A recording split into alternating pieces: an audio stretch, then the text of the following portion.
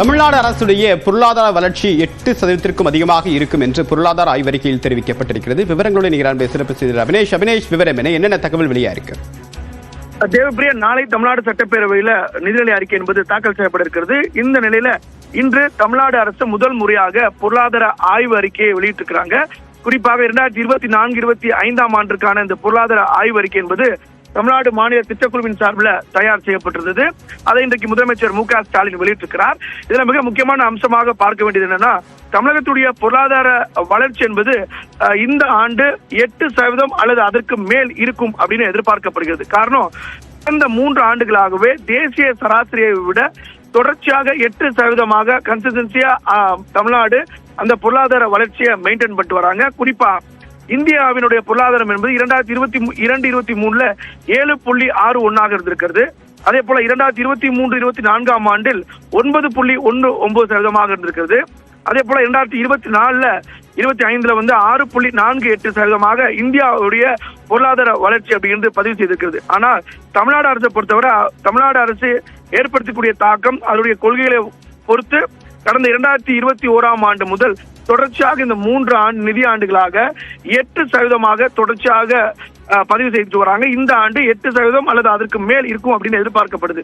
இதுல மிக முக்கியமான அம்சம் என்னன்னா, இது தேசிய சராசரியை விட தமிழ்நாடு அரசு தன்னுடைய மாநிலத்துடைய பொருளாதார வளர்ச்சி அப்படிங்கிறது அதிகரித்து வச்சிருக்காங்க அப்படிங்கிறது தான் இதுல மிக முக்கியமான அம்சம். அதோட மற்றொன்று மிக முக்கியமான அம்சம் என்னன்னா, தமிழ்நாட்டுல தனிநபர் வருமான வளர்ச்சி பல ஆண்டுகளாகவே தேசிய சராசரியை விட அதிகமாக இருக்கு அப்படிங்கிறது இன்று வெளியிட்டக்கூடிய இந்த பொருளாதார ஆய்வறிக்கை என்பது சுட்டிக்காட்டியிருக்கிறது. குறிப்பாக தமிழ்நாடு அரசுடைய தனிநபர் வருமான வளர்ச்சி என்பது 2022-23 2.78 லட்சமாக இருந்திருக்கிறது.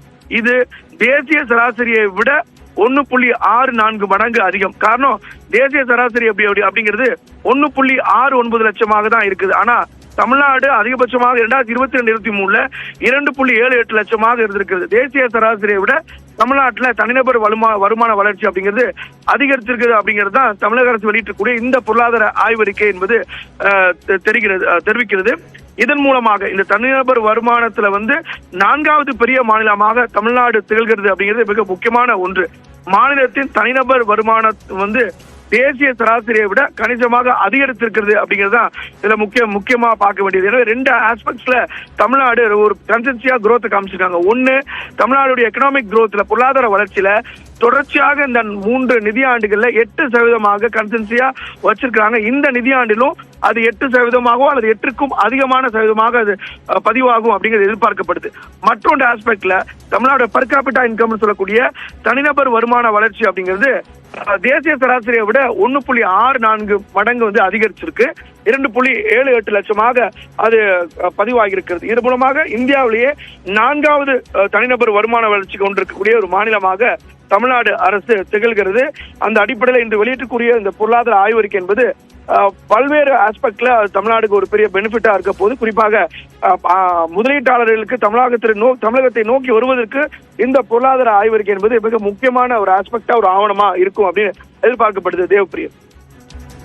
அபினேஷ், இந்த பொருளாதார ஆய்வறிக்கை அப்படின்றது தமிழ்நாடு அரசு முதல் முறையாக வெளியிட்டிருக்காங்க. வழக்கமாக மத்திய பட்ஜெட் தாக்கல் செய்யப்பட்டதுக்கு முன்னாடி தான் இது போன்ற பொருளாதார ஆய்வறிக்கையை மத்திய அரசு தான் வெளியிடும். தமிழ்நாடு அரசு இந்த ஆய்வறிக்கை வெளியிட்டிருப்பதற்கான நோக்கம் என்ன? இதன் மூலமாக தமிழ்நாடு அரசு பொருளாதார ரீதியான பெர்ஃபார்மன்ஸ் எப்படி இருக்கு அப்படின்னு சொல்ல விரும்பினாலும் கூட நாளைக்கு பட்ஜெட்ல எதிர்பார்ப்பு இருக்கு. ஏன்னா முழுமையான பட்ஜெட் நாளைக்கு தான் கடைசி பட்ஜெட். அதற்கு பிறகு 2026 இடைக்கால பட்ஜெட் தான் சமர்ப்பிக்கப்படும். முக்கிய எதிர்பார்ப்புகள் ஏதாவது இருக்கா? தேவப்பிரியா, முக்கியமான கேள்வி கேட்டீங்கன்னா, ஒவ்வொரு ஆண்டும் மத்திய அரசு பட்ஜெட்டுக்கு முதல் நாள் இந்த பொருளாதார ஆய்வறிக்கையை வெளியிடுவாங்க. அதே போல மாநிலத்துடைய அரசுகளும் சில நேரம் வெளியிடும். தமிழ்நாடு அரசு முதல் முறையாக இந்த பொருளாதார ஆய்வறிக்கையை வெளியிட்டிருக்கிறாங்க. குறிப்பாக கடந்த 3 ஆண்டுகள்ல தமிழ்நாடு அரசு பல்வேறு மிக முக்கியமான ஸ்கீம்ஸை லான்ச் பண்ணிருக்காங்க. மிக முக்கியமாக புதுமை பெண் திட்டம், காலை சிற்றுண்டி, அதே போல மாணவர்களுக்கான தமிழ் புதுவன் திட்டம், அதே போல மகளிர் உரிமை தொகை, அதே போல விடியல் பயணம், இதெல்லாம் ஒரு லார்ஜர் ப்ரோக்ராமா தமிழ்நாடு மெயின்டைன் பண்றாங்க. ஒரு அதிக நிதி ஒதுக்கீடு செய்து அது நேரடியாக மக்களுக்கு பயன்பெறக்கூடிய வகையில இந்த ஸ்கீம்ஸ் வந்து லார்ஜர் ஸ்கீம்ஸா இருக்கு. குறிப்பா விடியல் பயணத்தை பொறுத்தவரை பெண்கள் அதிகமாக அதுல பயணிப்பதன் மூலமாக அவங்களுடைய பெருமளவு சேமிப்பு நடந்திருக்கு அப்படிங்கிறது பதிவாகியிருக்கிறது. அதே போல காலை சிற்றுண்டி உணவு மூலமாக டிராப் அவுட்ஸ் வந்து தொடர்ச்சியா அந்த திட்டம் தொடங்குல இருந்து பள்ளி படிப்பை இடைநிற்றல் அப்படிங்கிறது குறைஞ்சிருக்கு அப்படிங்கிற சதவீதத்தையும் பார்க்க முடியுது. அதே போல மாணவிகளுக்கு கொடுக்கக்கூடிய இந்த மாதம் 1000 ரூபாய் புதுமை பெண் திட்டம் மூலமாகவும் கல்லூரிக்கு சேரக்கூடிய உயர்கல்விக்கு சேரக்கூடிய பெண்களுடைய சதவீதமும் உயர்ந்திருக்கு கடந்த 2.5 ஆண்டுகள் அந்த திட்டம் தொடங்கியதிலிருந்து. அதே போல இந்த மகளிர் உரிமை தொகையை பொறுத்தவரை நேரடியாக வங்கி கணக்குல ஏறக்குரிய 1.5 கோடிக்கும் மேற்பட்ட பெண்களுக்கு அது வரவு வைக்கப்படுது. அதன் மூலமாகவும் இந்த பொருளாதார வளர்ச்சி என்பது மேம்பட்டிருப்பதாக தான் பல்வேறு ஆஸ்பெக்ட்ல தமிழ்நாடுக்கு அது ஒரு பெரிய குரோத்தா அமைஞ்சிருக்கு. அந்த வகையில பார்க்கும்பொழுது இந்த பொருளாதார ஆய்வறிக்கையில இந்த அம்சங்கள்லாம் இடம்பெற்றிருக்கிறது. அந்த வகையில அது தமிழ்நாடுடைய குரோத்துக்கு வெவ்வேறு ஆஸ்பெக்ட்ல அது ஒரு வளர்ச்சியுடைய பங்காக கொடுத்திருக்குது. நீங்க குறிப்பிட்டு கேட்டது மாதிரி அடுத்த ஆண்டு தேர்தல் ஆண்டாக இருக்கிறது. எனவே கடந்த 3 ஆண்டுகள்ல லான்ச் பண்ண ஸ்கீம்ஸோட ஒரு பெனிஃபிட்டையும் குரோத்தையும் இந்த பொருளாதார ஆய்வறிக்கையில உள்ளடக்கி அது தமிழ்நாடு மாநில திட்டக்குழு இதை தயார் செய்து கடந்த 3 ஆண்டுகளாகவே அந்த ஸ்டாட்டிஸ்டிக்ஸை வச்சு இந்த 2024-25 ஆய்வறிக்கையை தயார் செய்திருக்கிறாங்க. எனவே அதை வந்து ஒரு மிக முக்கியமான ஒரு டூலா கவர்மெண்ட் நினைக்கிறாங்க. ஏன்னா இது வந்து நேரடியாக மக்களுக்கு செல்லக்கூடிய ஒரு திட்டங்கள், அதன் மூலமாகவே மீண்டும் மாநிலத்திற்கு அந்த குரோத்தை வர வைக்கக்கூடிய ஒரு ஸ்கீமா இருக்கு லாங்கர் விஷன்ல. அந்த அடிப்படையில் அதெல்லாம் உள்ளடக்கிய இந்த பொருளாதார ஆய்வறிக்கை என்பது வெளியிட்டிருக்கிறாங்க. எனவே நாளைய பட்ஜெட்ல நிச்சயமாக ஒரு புதிய திட்டங்கள் வெளிவரும் அப்படின்னு எதிர்பார்க்கப்படுது. இதே போன்ற இப்ப நான் குறிப்பிட்ட 5 திட்டங்கள் போலவே மக்கள் நல திட்டங்களாக ஒரு புதிய திட்டங்களை நாளைக்கு நிதிநிலை அறிக்கையில புதிய திட்டங்கள் வெளிவரும் எதிர்பார்க்கப்படுது.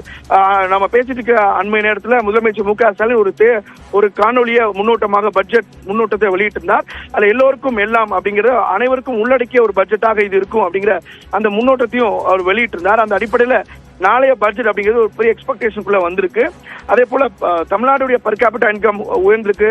எக்கனாமிக்கல் குரோத் தொடர்ச்சியாக 8% அப்படிங்கிறது வந்து கன்சன்சியா வச்சிருக்காங்க. அது நேஷனல் ஆவரேஜை விட அதிகம் அப்படிங்கறதெல்லாம் தமிழ்நாட்டுக்கு ஒரு பாசிட்டிவ் ஆஸ்பெக்டா பார்க்க வேண்டியது இருக்கு.